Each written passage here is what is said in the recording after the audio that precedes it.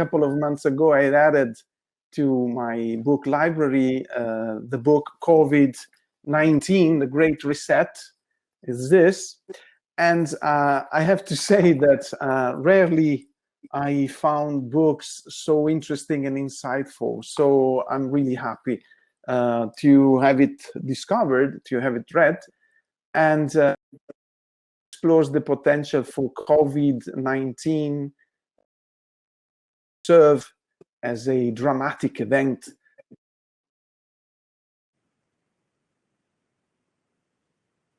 today. In it, I have so the authors, and Thierry is one of the two authors, explore that question with an eye toward the potential great reset, let's say. So the book, as you know already, is written by Thierry Malleret, which is connected with us, and by Klaus Schwab. Professor Schwab is the founder and executive chairman of the World Economic Forum. Everybody knows the importance of this forum. All the elites, politics, big media mogul and big entrepreneurs join the event every year, and this year has been postponed. But normally it is held in Davos, in Switzerland. This year probably in Lausanne or Lucerne, I don't remember, but Thierry will update us. And Thierry wrote several books and has been collaborating with the French Prime Minister. He has been an associate banker, economist at the European Bank for Reconstruction and Development, and he's senior director of the Global Risk Network at the World Economic Forum. He's also the co-founder and main author of the Monthly Barometer, which is an online predictive analysis provided to private investors and some of today's most influential decision makers. So we are very honored to welcome to our online chat Thierry. So welcome. Thank you to join our... I'm very honored to be with you. When we discussed about organizing this event, you told me that you haven't yet presented your book in Italy, right? Yeah, it's correct. Well, yeah, so... please go. No, the line is not good. We cannot see you very well. Correct me if I'm wrong, Franco. Yeah. Can't you see me? No? Oh, we can see you. We can see you now. Okay, now it's better. Now it's better. So welcome, Thierry. Welcome, Thierry. Grazie, Fabio. Grazie. Well, thank you so much for having me. It's a great honor and pleasure to be with you today. As you said, the book hasn't been translated into Italian yet, which is a shame. It came out in July. It's already translated into 8 languages. It's a success, which I'm delighted about, because I think it addresses one of the fundamental issues of our time, which is going to be with us for years and years and years. The pandemic will take many years to unfold. And therefore, it raises all sort of issues, policy issues, personal issues, business issues, which are going to determine the future in the years ahead of us.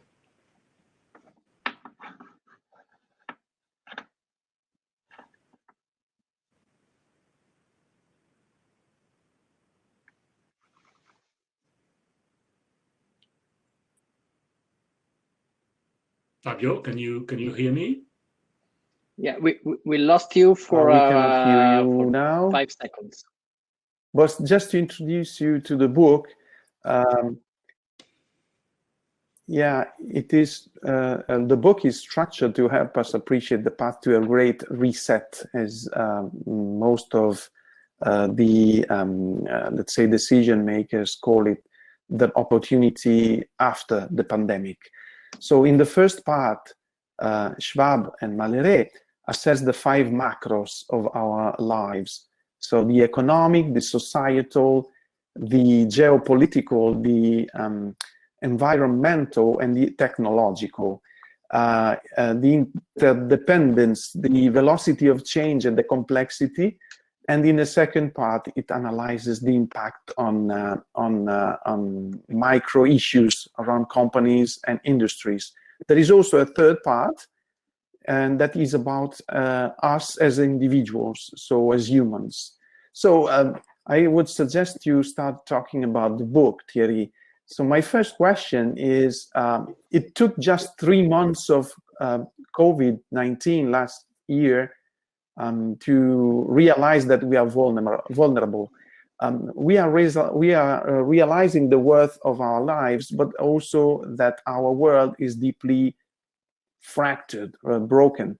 What path will we take now, in your opinion? Okay, thank you. Well, if the connection is not good, please tell me, and I will put the 4G on, or we'll move to another room. Well, at the moment, we are at a crossroads.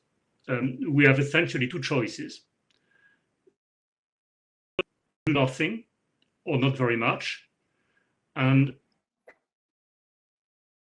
for me, don't put into place enough structural reforms. The world of the line is broken. The voice is broken. Can you switch to a better? Yeah, I'm so sorry.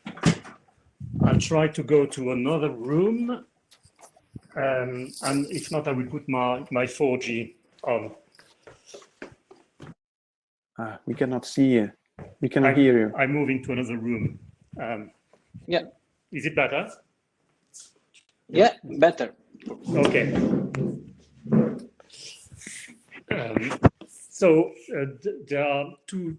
I was telling you that there are essentially two roads to take. One is a decision of not doing very much, in which case tomorrow's world will be like yesterday's world, but much worse, because COVID has had the effect of accelerating and exacerbating all the issues we're facing before. Otherwise, there is the other route, which consists in making the world more inclusive, more sustainable, in which case the pandemic would have given us a chance to make it a better place. So in a very binary way, I'm describing the 2 choices that we face at the moment.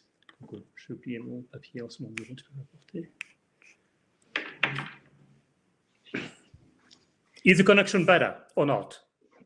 Yeah, absolutely yes. Okay. Now it's going good. Good. So my apologies.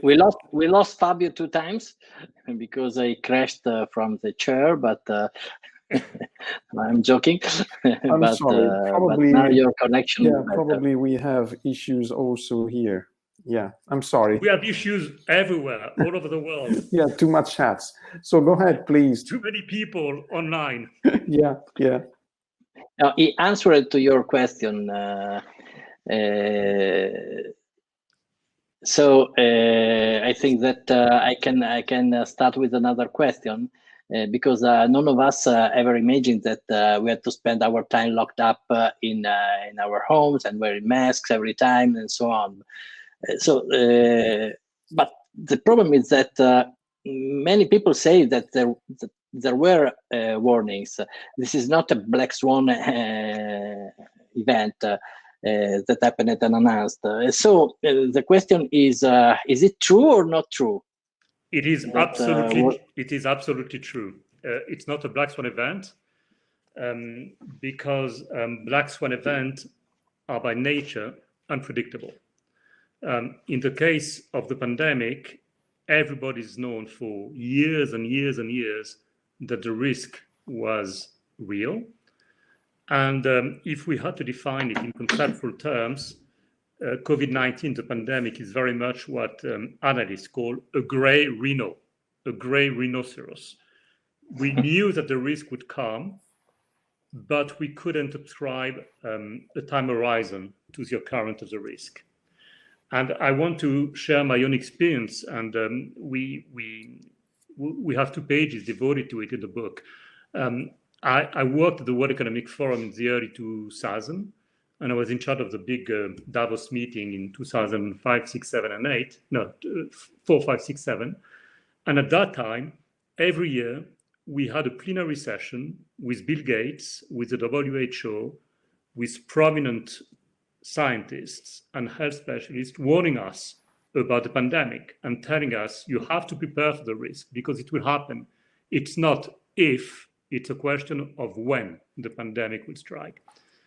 And every year in the early 2000s and after, there was this repeated warning that a pandemic would occur. So it's not that it's taken us, well, it did take us by surprise because we were unprepared. But I think that most policymakers, most experts knew that it would come one day.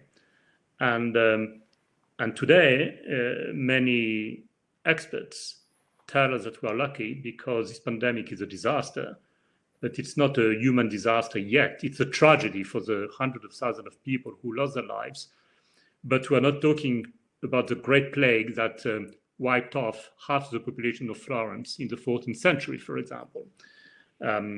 So today, the rate of mortality from the pandemic is 0.0006%, which is, of course, considerable for the people who are struck by COVID-19. But it is not yet the big event that some people were expecting.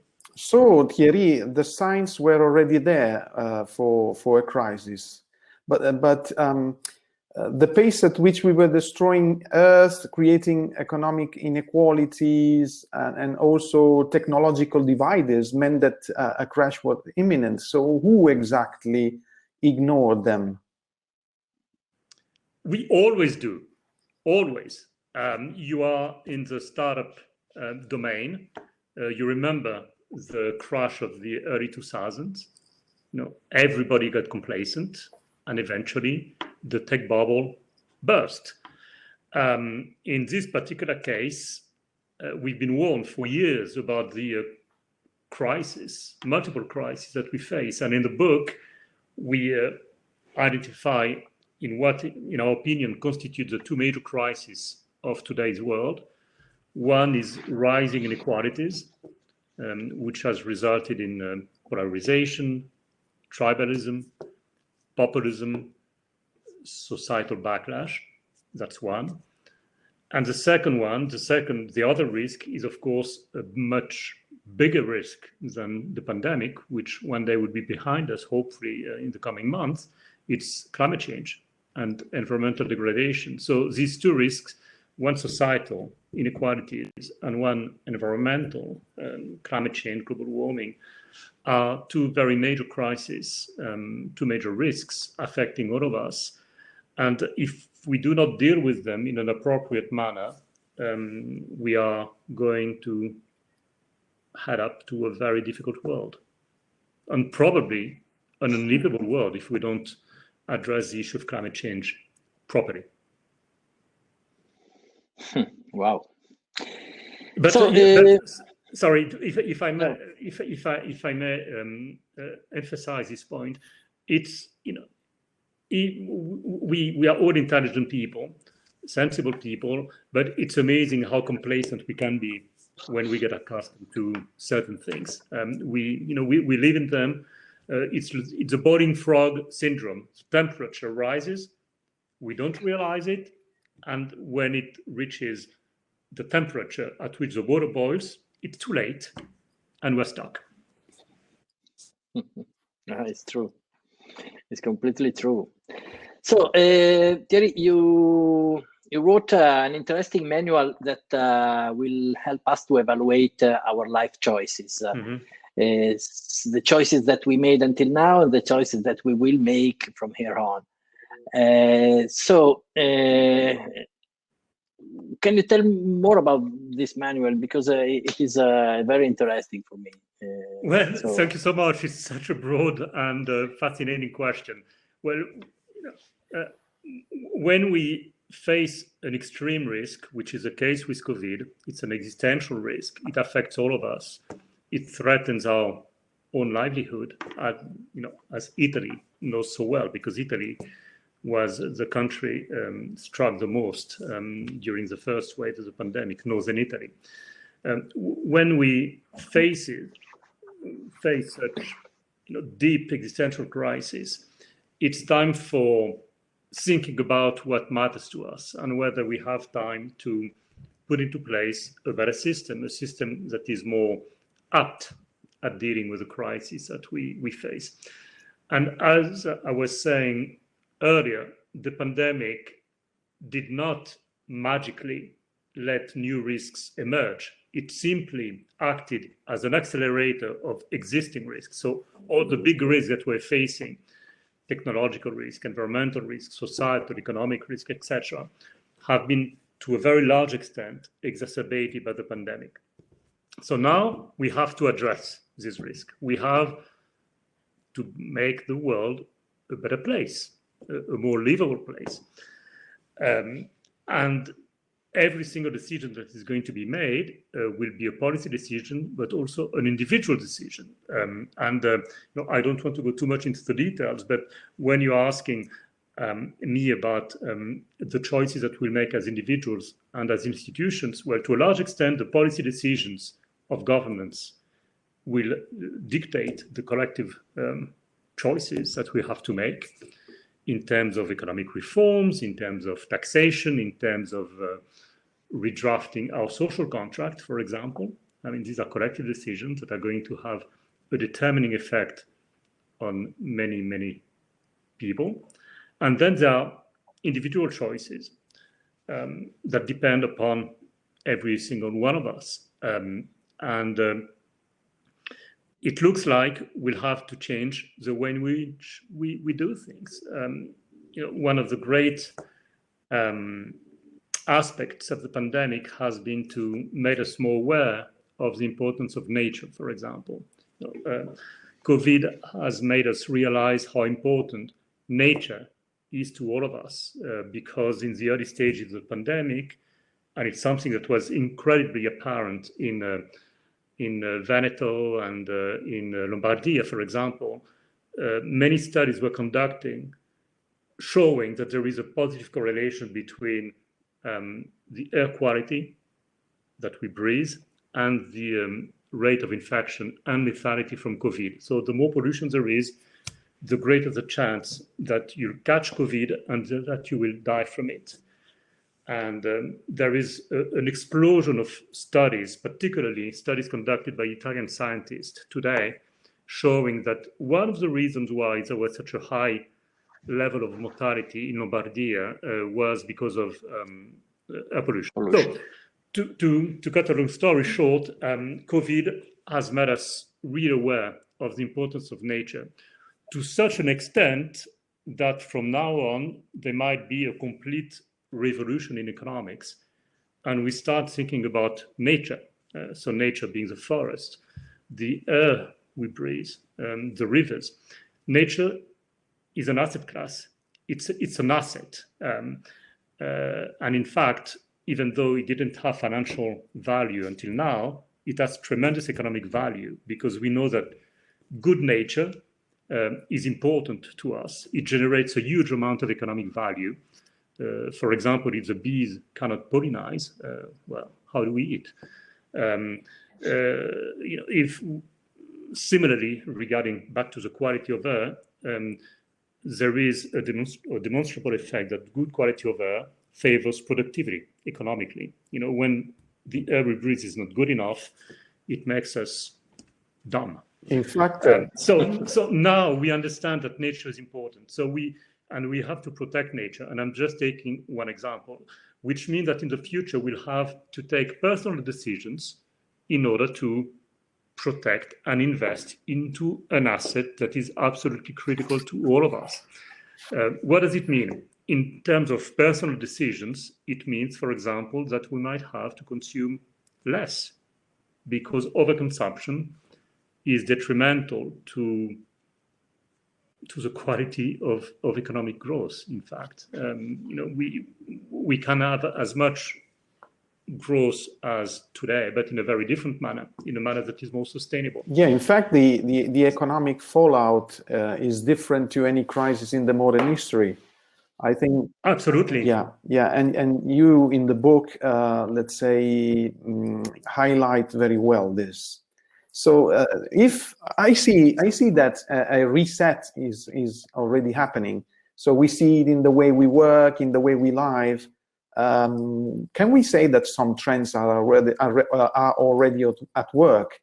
So, in your opinion, what will be the post-pandemic world? When will it happen? I don't know when. Right.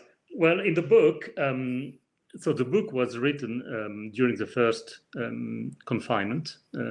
We finished it in June, at the end of June, and at that time there were already signs that there were two big areas that were going to benefit considerably from COVID, the pandemic. One is your area, technology. Technology has exploded. I mean, the pandemic has been paradoxically a phenomenal opportunity for tech and startups. I can provide zillions of examples, and it's been a real boon to your industry.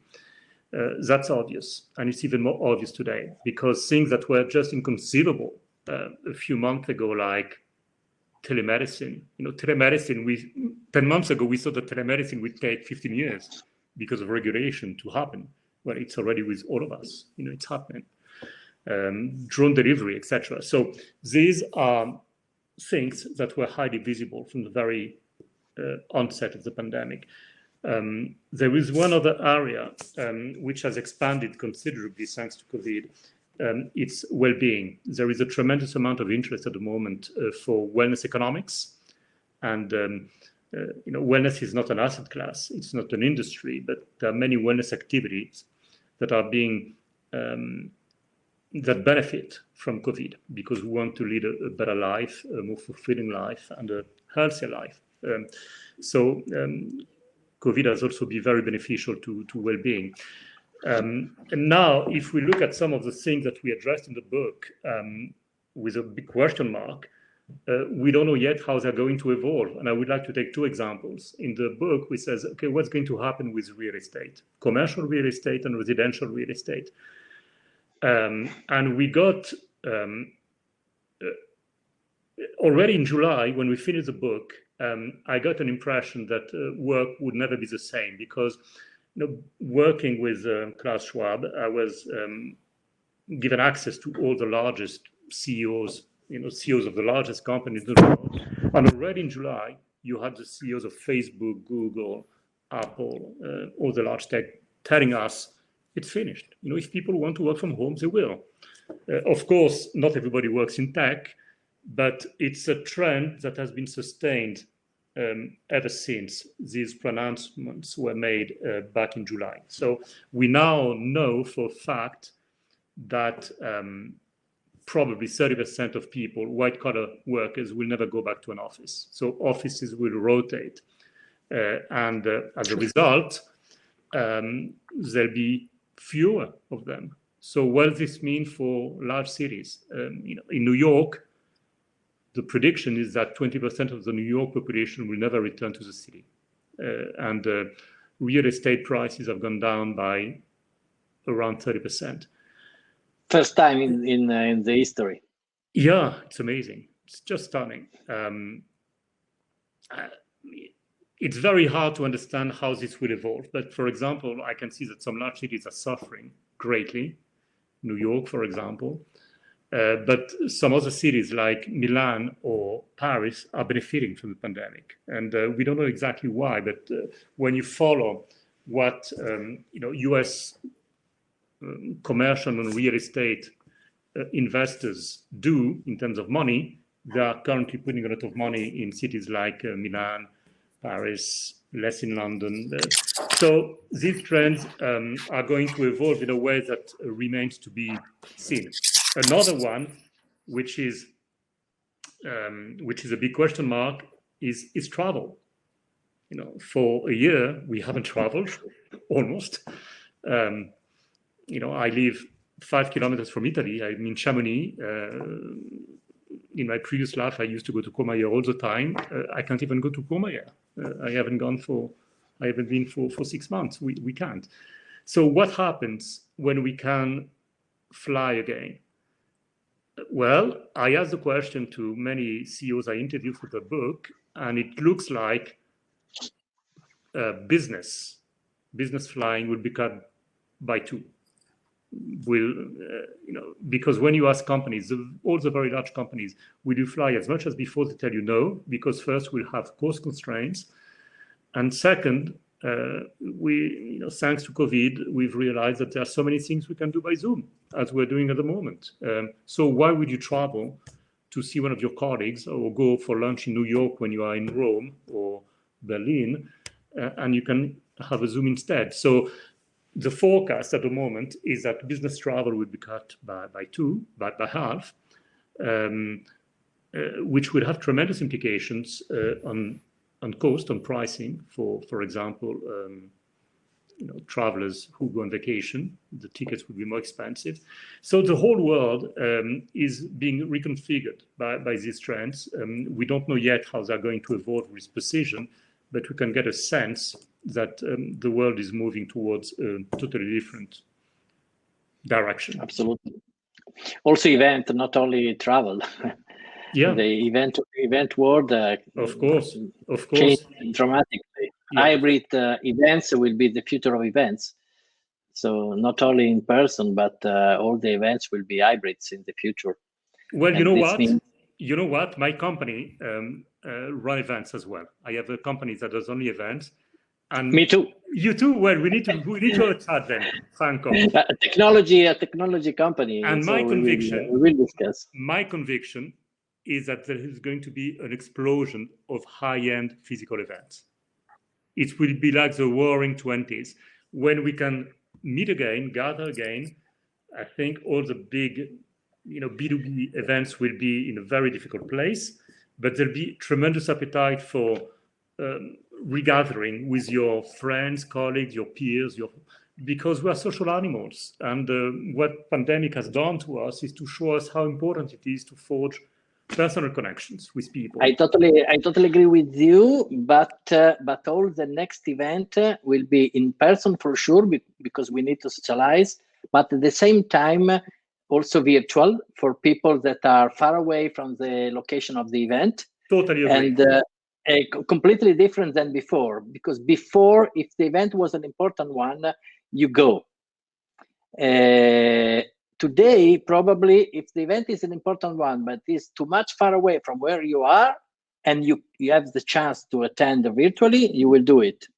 So it's a different kind of, for market the event, a different kind of organization of the event that must be for 2 different events at the same time, virtual and in person. And this, so it's and this is mixed with the fact that the cities are changed. So are going to change, but they are already changed. There is a question on the chat. So Alessandro Di Giacomo is asking, won't greener cities, so cycling only roads, like very much in London, make cities more attractive and livable? I don't know if you can say it, with a better quality at the moment. So how you see this you before said that some city get benefits from the COVID and will get benefits, and the event will be different. So how you see this trend towards the green? Totally. And I can respond to that question with a good degree of confidence, because there has been recently a gathering of mayors of very large cities. And one of the very clear takeaway from the pandemic is that if cities don't become livable and green, they're doomed. Nobody would want to live in a city where the level of pollution is so high that you risk your life every time you go out. Nobody wants to live in a city where you are overwhelmed by the presence of cars. And at the moment, the big trend in cities is what is the so-called 15-minute city, which means that in very large cities like New York, Shanghai, Jakarta, Milan, Paris, London, etc., everything should be 15 minutes. Should be a 15-minute. Everything that you need should be in a 15-minute walk from where you live. So doctors, groceries, entertainment, cinemas, libraries, everything should be accessible and not more distant than 15 minutes from where you are. And it's an interesting approach. And Paris, in particular, is moving very, very fast into that direction. So at the moment in Paris, you have a complete reconfiguration of the city so that everything becomes 15 minutes available by bike or preferably by foot. But undoubtedly, we are moving into this direction because unlivable cities will become empty and people will move to the countryside or to the neighborhood. Like it's what's happening at the moment in New York, where every single person who has enough money goes to the Hamptons, to Connecticut, to New Jersey, so definitely the future of cities. And from your privileged point of view, how you see the workspaces, the co-working, let's say, scenario typical of the startups? Startups or large companies? Only startups? Let's say co-working is more startups, office spaces, big spaces is obviously corporates. Yeah. Well, let me address the question first from the perspective of the large offices, because I have interviewed some very, very large companies from all industries, and food and beverage, banking, consulting, oil and gas, mining, etc. So in these large companies, what has become clear is that the decision has been made to allow your employees, when the pandemic is over, to work 1 or 2 days from home, if they wish to do so. So it's going to have, tremendous consequences in terms of real estate and pricing, of course. So most likely, commercial real estate prices will go down significantly in large cities. For the startups, and I work a lot with startups, and in fact, I consider my company as a startup, even though I've been in existence for 10 years. It's a small company, and I live and breathe with startups. I think the future, so the big question for startups, and the argument put forward by people who are bullish in cities, is startups can't prosper unless they live with other startups, because it's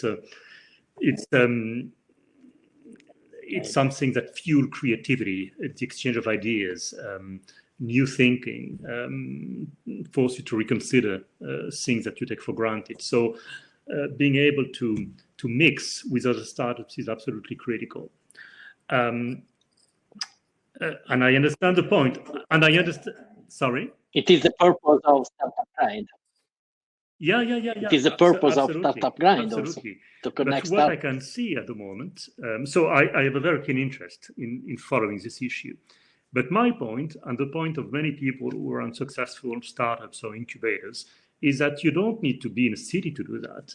And I will take the example of Chamonix. Chamonix is where I live. It's a relatively small mountain resort, and near Chamonix, you have a place in Annecy called the Silicon Valley, the outdoor Silicon Valley, which is a place with about 100 startups that specialize in everything that has to do with the outdoors, and makes you realize that everything with the outdoors is now tech. The garments that you wear in 5 years from now will all be connected. They will warm you when it's cold. They will refresh you when it's hot. So it's a tech business. The crampons, the skis, the shoes, etc. It's new materials. They're intelligent materials in some cases. So again, this is going to be tech. And this incredible ecosystem of startups doesn't have to be in Milan or Rome, it's in the mountains, because this is where people want to be. So my take is that in the future, there'll be ecosystems in different places which do not have to be necessarily large cities. People will aggregate in the place where they want to be and where they can have fun, when it's great to be, and you enjoy the company of your peers. If you want to invite startups in Chamonix, it's easy. You invite them to ski, and then you have a chat about what they're doing and how they're financing themselves. So I think that in that respect, the world is going to change considerably, and COVID will have, again, played the role of an accelerator. So probably we don't we will do the same travel of today, but with different destinations. And it will be more fun and less stressful. Yeah, it's my philosophy of life. So, but another question that just to go ahead is so. For what we said until now in this chat, we must move from an economic globalization to a social globalization. So, which will be the journey for humanity? It's going to depend upon all of us, and it's not going to be a straight linear journey. When you look at what's happening in the US at the moment, who could have thought just 10 months ago that you would see in the Capitol Hill what we saw barely a week ago? It would have seemed inconceivable. So each journey will depend upon local conditions, the way in which particular policies were implemented in particular countries, and it's going to be a highly country-dependent situation. What I think, and you alluded to that in your question, the problem with today's world is that there have been too many excesses in terms of financialization of the economy that were never corrected. And I worked, as you said at the beginning, I worked on the trading floor in several banks throughout my career, and I could see that there was this how do you say it, in fetishization of finance. Everything was becoming finance, up to the point that the market economy, to a very large extent, has given rise to a market society, where things that are inherently personal and untradable, like friendship or love, have become commodities. If you want to buy friendship or love on the net, you can. It's not going to be very satisfying, I think, but it's possible. So we've become a very, very highly transactional world. And I think this is the reason why there's been such a strong backlash against neoliberalism, as expressed in the most individualistic countries like the US and the UK. So that's one point we make in the book. So to try to respond to your question, which is an exceedingly difficult question, how will we evolve? Sorry. Well, hopefully we'll many things will change in a direction that is more positive than what we left. And I want to take what is for me a highly significant example as an economist. I'm an economist by background, and last week there was in the US the big mass of economics, which is the US Economic Association meeting. So it's a meeting that gathers dozens of thousands of economists from all over the world, but this time they met virtually. And for the first time ever, there were many conversations devoted to the role of empathy, altruism, sense of community as engines of welfare and possibly economic growth. Today, we all realize that if you want to grow economically in a healthy manner, maybe what the US has been doing is not the right way to proceed. You can grow economically and inflict a tremendous amount of damage on the environment and the societal fabric, etc.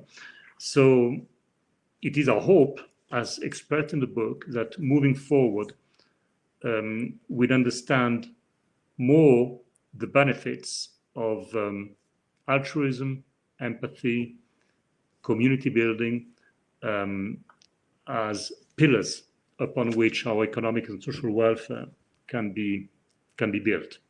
It's not a given. It's not a given. And in the book, we turn quite often to the situation of history, pandemics throughout history, and of course there is a huge amount written in Italian. Il Decameron, for example, that describes the ambivalence of humanness in the front of a pandemic, of a shock like a pandemic. So it may sometimes extract the best of us in us, and sometimes do the opposite, and something that is so well shown in the Decameron. Yeah, in fact, but this time, in Florence during the Black Death, I don't know how to say in English, La Peste Nera, more than half of the inhabitants dead. But after that period, there remain few people. But after that, it comes the Renaissance. So this is what we all hope.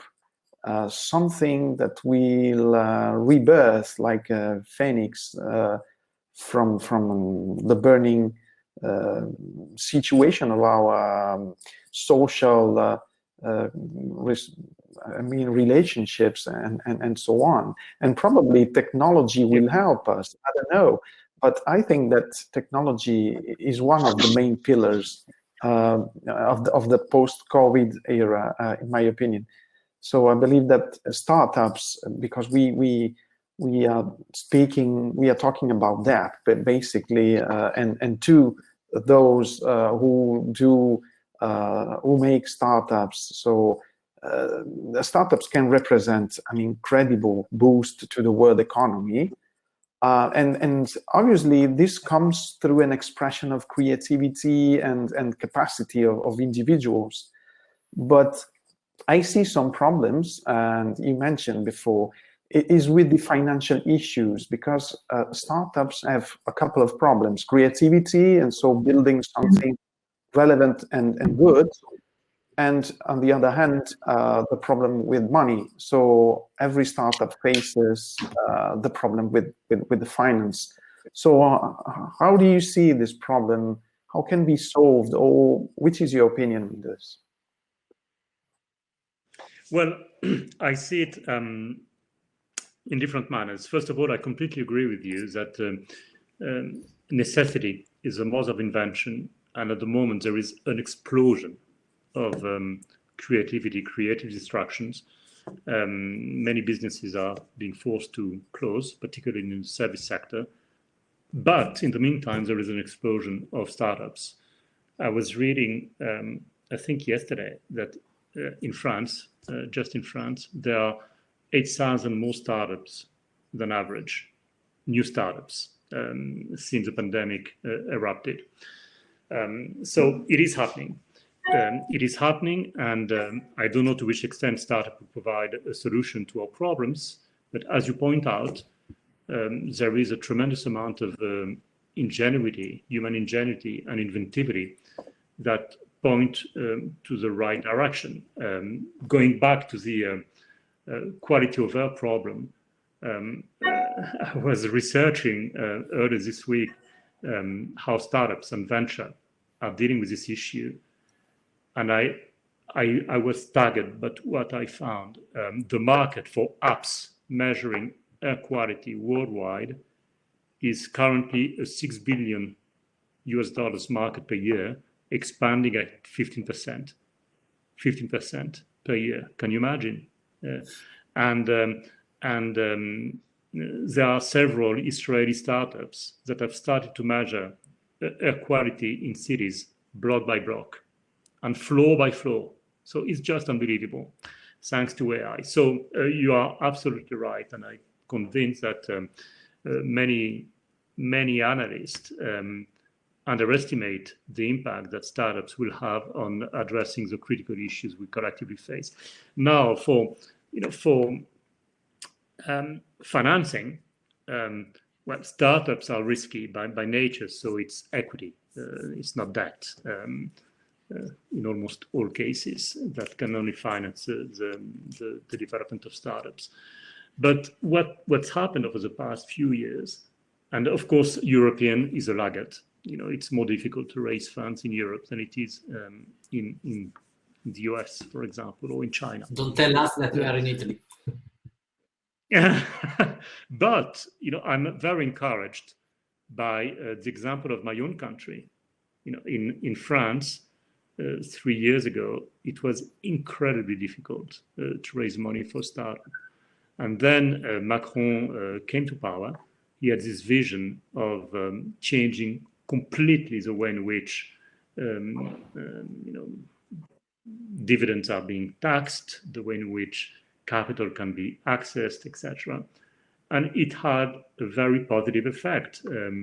I don't have the figure on top of my mind, but the situation of startups in France has exploded over the past 3 years, and it's rising extremely fast. So it's a policy problem. It's a policy issue. If governments are capable of putting into place a system that favors the financing and eclosion of startups, it will happen, because that's how, that's what we are as human beings. We want to invent, to do new things, to find solutions to the problems we face.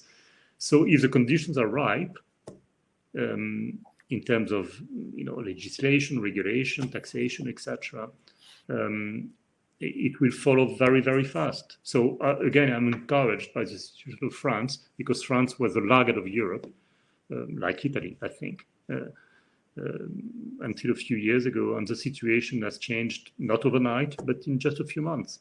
I totally agree. Yeah, it's and last but not least, we have also to consider that this disruption that COVID create, together with the speed of the economy, and that dramatically change with the internet, with the technology, and so on, will create again more pressure to leaders to take a decision about the medium and long-term strategies than before. I don't know what do you think about this, but will be another disruptive cause of COVID. Well, I think we have a few pages devoted to that issue in the book, and we find reason to be optimistic, and also many reasons to be quite pessimistic, because one thing that has been made very much evident over the past few years, and again exacerbated by COVID, thanks to the acceleration of tech, is that when you are a decision maker, an important decision maker, particularly a policy maker, you can easily be overwhelmed by the complexity of the world, and the fact that you have to take exceedingly complex decisions in the face of radical uncertainty. And not only you have to do that in conditions of radical uncertainty, but you have to do it with time disconnect. It's difficult in democracies to make very fast decisions, but people's expectations are quasi-immediate. When you elect a leader, you want immediate results. Well, in democracies, by necessity, by nature, decisions take time because they involve different bodies, parliaments. They entail negotiations that are very often complex. Yeah, people are struggling for their jobs, for the bills, for many things. And this situation where people is obliged to live at home, close to four walls, and avoid any social contact is, let's say, deepening their problems. So we see here in Italy, I've seen some debates about the psychological issues growing due to this COVID situation. So it's not easy to understand how it will be, but we know that at the next World Economic Forum, the Great Reset will be discussed by the elites, right? Can you tell more about this process, or what can happen there, and when, obviously? Well, I'm not an employee of the World Economic Forum anymore. I left the WEF 15 years ago, so I'm totally... yeah, but Klaus Schwab is still involved in it. But Klaus Schwab is involved in it, of course. That's his baby. There'll be a virtual forum taking place in 10 days from now, virtual Davos. But again, the experience of Davos consists in meeting people face to face to have a conversation. You know, it's totally different to interact online and to have a proper conversation, person to person. So the forum made the decision to go to Singapore. The next Davos will be in Singapore if COVID allows. You know, now there is this new variant from the UK, born in the UK, that emerged in the UK a few weeks ago. It's engulfing the world. There are 55 countries in which this new variant has been identified. I think it's fair to anticipate that the conditions in much of the world, in Europe, in the US, in Brazil, will be as tough in the coming weeks as they were during the first wave. So I have no idea how this is going to evolve, to happen, the forum. But to your point about the elites, it's a very important issue because you know, populism is exploding around the world, and there are reasons to be optimistic because of tech, because of many things, but there are also reasons to be quite cautious about what's coming. You know, populism is engulfing the world. Russia, Turkey, Hungary, India, the US, Brazil, all these are populist countries. And the common feature of populist regime is this deep dislike of the elites. And at the moment, there is this, you know, explosion of tribalism and disstate about the elite. So I don't think it's good to be presented as an elite forum. In fact, your book is controversial. There are many people who have different opinions from, for example, I really appreciate your book, and what is written word by word is so deep and so insightful. And I think it's a good direction to the future. It could be something similar to what Lyotard wrote, with many differences. But you know, some books that put a milestone in the story. Okay, I see what you wrote like this, and it is not because you are here with us. I think it's real. It's my opinion. Well, Fabio, you are very, very kind. No, I invite everybody to buy your book. I hope that your book will be translated in Italian soon. I'd love it to be translated in Italian because it would give me more opportunities to come to Italy. Yes, this is the first time. I don't know if between our hosts there will be someone who will publish it in Italian. It would be a success, in my opinion. And not immediate. It would be also long-term success. But I just want to get back to your point about the controversies around the book, because it's an interesting issue.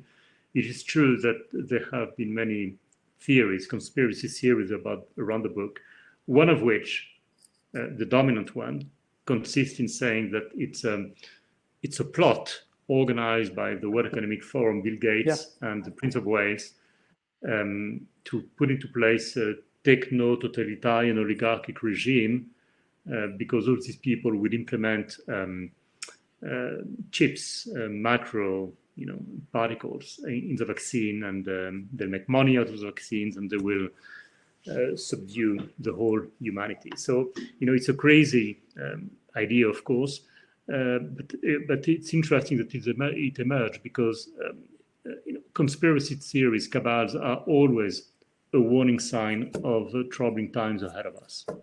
So it makes it even more necessary to embark on the right road in terms of dealing with the pandemic and the problems that we face. So, okay, I would stay with you and Franco too, with you more than 1 hour, but our hour has come to its end. So thank you, Thierry, this chat.